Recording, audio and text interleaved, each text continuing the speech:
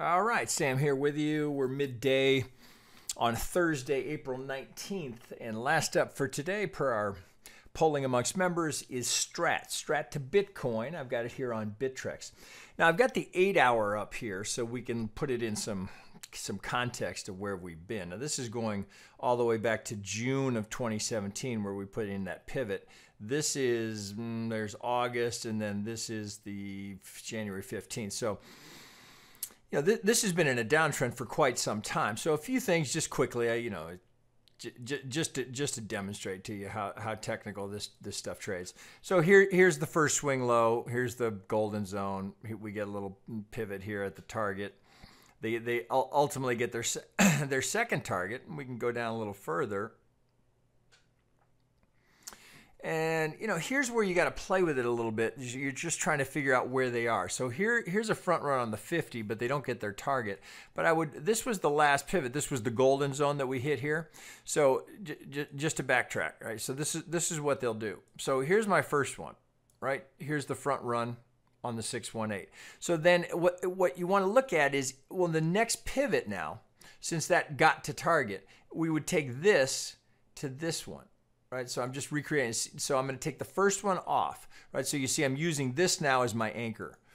So I come in here, now I get the exact same thing, except this one gets right into the golden zone, and we get the target to the tick. So it's that process of just kind of backing up a little bit and say, where are they? Where are they? Well, there's a front run, but the target doesn't get hit. So you come down to the next one and go, maybe they're using that pivot, and that appears to be. So that's how you identify it. It is not, right? I've made this point before. You do not identify algorithmic activity by this. You identify it by this. Right? What happens at that target, right? Because so few people know about that target. So there it is down there, and I say few people relative to the total trading community will know that's an algo target down there, so they don't know. So they're wondering why it stops down there. Right, and that's the reaction. Now we look again, right? So you have to consider, oh, wait a minute. Well, if they're using that and that trend continues, well, I got to go here, and what happens? 50.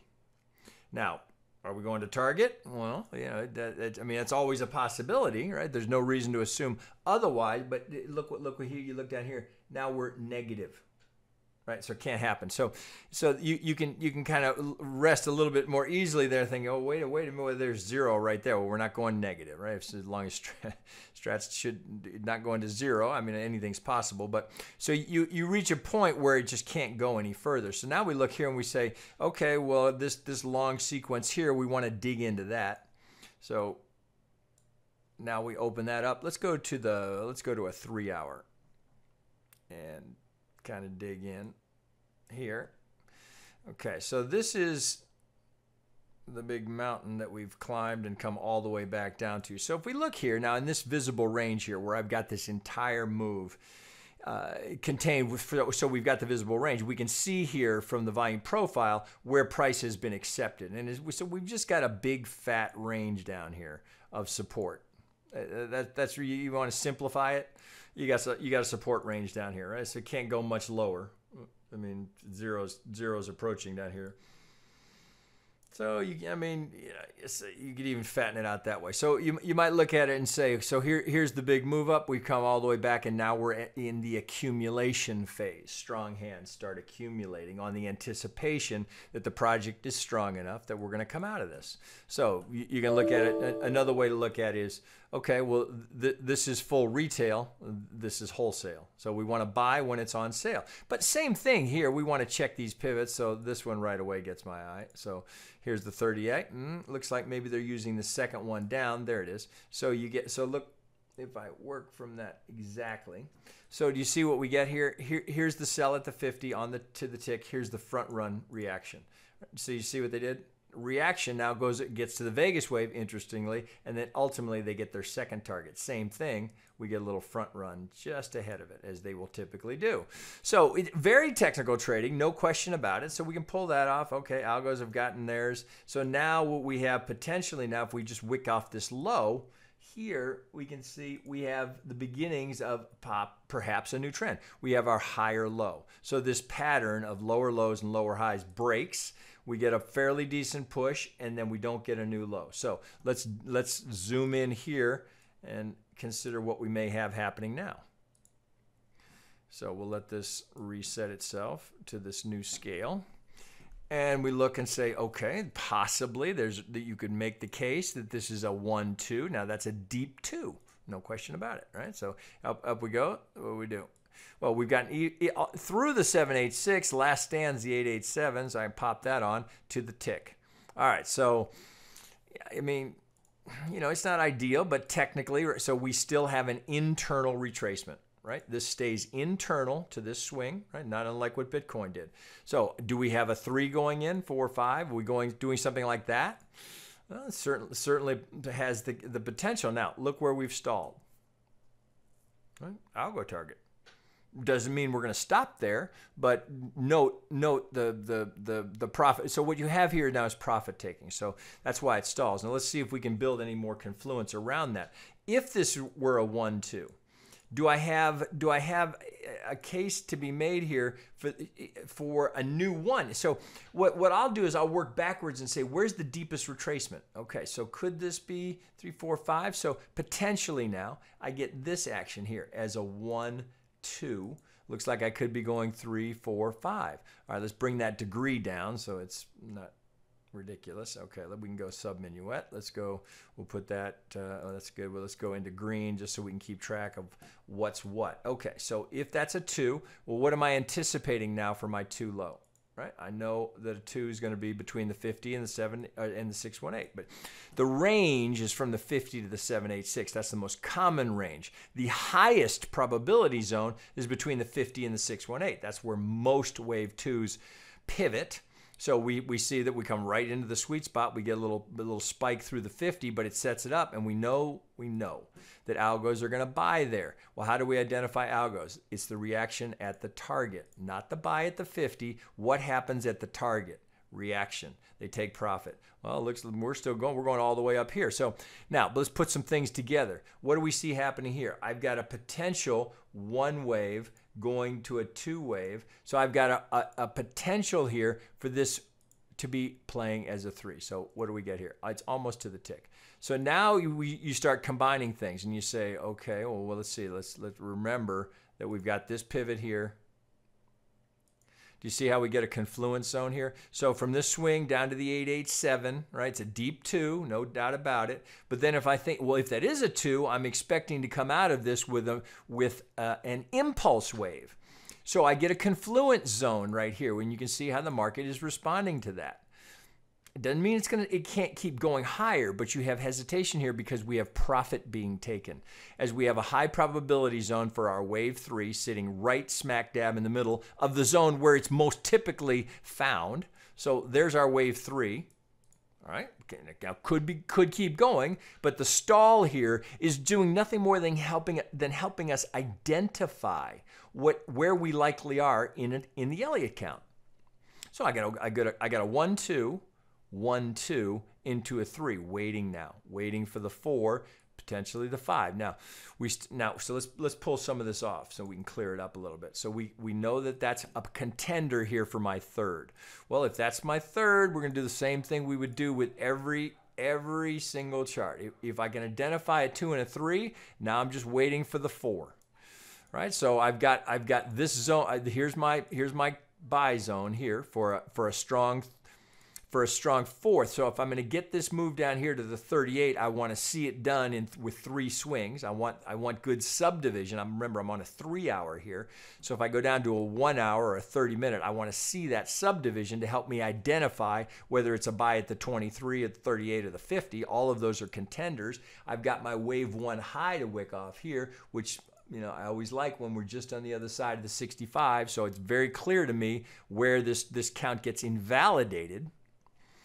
Right, so we've got all the ingredients in place here. Now, it's not ideal here for this to be my median lines. So I would defer to the larger here and put it this way.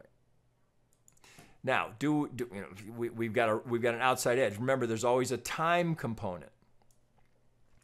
Always a time component with median line. So if I get this dialed in just as precise, yeah, let's get it right on there. Okay, so here's a target. Now, this, we don't know when, if and when it gets there. We just know that from this corner down here, we have 80% probability of making the median line. 80%. Well, is this a failure to get there? We don't know. It might make it up here. Now, what happens, though, is, as I've shown you many times, is that the time component has to be factored in. So where are we going to find that return to the median line? Or do we have to, if I were to draw it for you, or do we have to consider this? Right? So the reason I'm reluctant to do that is because I know that we're too steep for that, just at least at this point. So I might refer to it as a potential location here to add some structure, some geometry, but I could just as easily be drawing a runner-up on here, which is essentially what I'm doing with the 1.5, right? Getting 1.5 from the median line. Now, we do want to be aware of Andrew's median line trading principle number 4, that a failure to make the median line implies weakness and sets up a move equal to or greater than the swing that failed to get there. Right, so if I work from this pivot low, it sets up the potential for this to completely roll over. But we don't need to wait for that to happen. We're going to know fairly well whether or not we get a 4-5. That's the beauty here, is that we get the market to show its hand. Do we have enough strength here, enough interest, enough buying strength to support the retracement to lead to a fresh high? So do we get, when does that happen? You got to look at it and say, well, is that likely? We're going to go straight up, or do we have to maybe consider an alternate? So that's my original. The next, to accommodate the steepness, maybe I have to do something like this. Maybe I have to go to a 200%. Right? It remains to be seen how the time plays. So initially, I'll leave original on until I get too far beyond to where those pivots don't look like they're offering the market's geometry, its structure. Right now, no reason to think otherwise. So all of this just sets up as a great location if and when we get a retracement here. Nothing says we have to stop here just because we're at the 1618. But if we do retrace, we have higher probability because we have such good technical precision on the 3 high. Makes me more interested in buying the 4 to get to the 5. Right? First target right here, there's the algo target. Then we've got the second target up here. But we want to start combining things. So if I look at that, I want to say, okay, well, I know common targets for my 5th. Now I'm going to go hypothetical here. I'm going to take the length of my 1,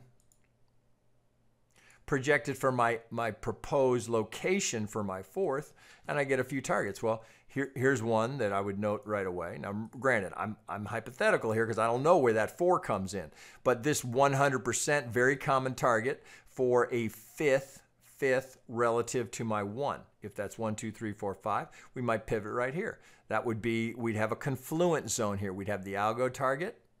We'd have the 100% wave structure target, but nothing says we couldn't go higher. Right? We got to watch to make sure that we are identifying the 3rd as the longest. Pardon me, to be sure it's not the shortest wave. So we can probably eliminate that possibility because it looks to me like it's already longer than the 1 wave. So if I take that down, yeah, we're well in the clear, right? So no chance. So the 3rd is, well beyond the length of the 1. So this, again, all of this just makes this whole roadmap here all the much more attractive because of this technical confluence here. So a little softness here is worth waiting for if we get it. Right? So right here, I would absolutely not be a buyer here. That's me personally. I don't buy breakouts. I wait for the retracement because it always comes. This one you think, oh my God, I got to buy it now. I'm going to miss it. I'm going to miss it. The second you do that, that's when the retracement starts.